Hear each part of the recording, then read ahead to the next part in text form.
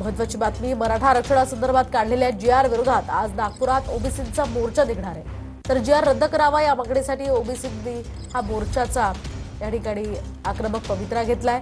तर मोर्चामध्ये ओबीसी संघटना मोठ्या संख्येने सहभागी होणार असल्याचे कळतं। नागपुरातल्या यशवंत स्टेडियम ते संविधान चौक या दरम्यान हा मोर्चा निघेल। या संदर्भात अधिकची माहिती जाणून घेऊयात आमचे प्रतिनिधी गजानन उमाटे यांच्याकडून। गजानन, या मोर्चा संदर्भातले काय अधिकचे अपडेट्स?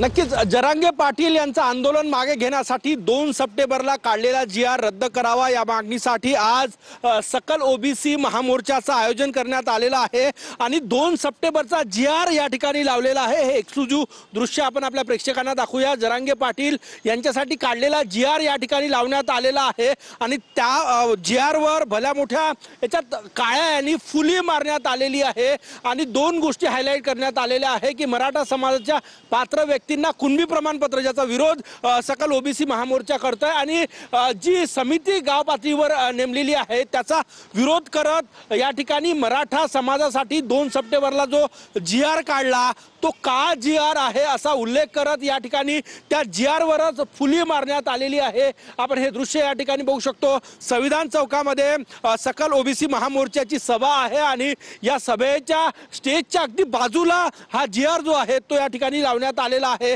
फुली मारण्यात आलेली आहे। हा मंच संपूर्ण या ठिकाणी आपण बघतोय एकच मिशन ओबीसी आरक्षणाचे संरक्षण अशा प्रकारचे ब्रीदवाक्य या होर्डिंग्सवर लावण्यात आलेले आहे। 2 सप्टेंबरचा का जी.आर रद्द करावा या मागणीसाठी हा संपूर्ण मोर्चा आहे आणि परत एकदा ज्या मागणीसाठी मोर्चा आहे, जो जी.आर रद्द करावा या मागणीसाठी हा मोर्चा आहे, तो जी.आरच या ठिकाणी लावण्यात आलेला आहे आणि जी.आरवर काळ्या याच्यात फुली मारण्यात आलेली आहे की एकच मिशन आहे की हा जी.आर रद्द करावा आणि त्यासाठीच काँग्रेसचे नेते विजय वडेट्टीवार यांच्या नेतृत्वात हा मोर्चा होणार आहे। बहुतांश विदर्भातील काँग्रेसचे आमदार खासदार या ठिकाणी सहभागी होईल कारण की प्रतिभा धानोरकर यांचे होर्डिंग्स या मंचाच्या ठिकाणी। नक्कीच गजानन, या संदर्भातले अपडेट्स तुमच्याकडनं वेळोवेळी जाणून घेत राहणार आहोत। तुर्तास धन्यवाद दिलेल्या या माहितीसाठी।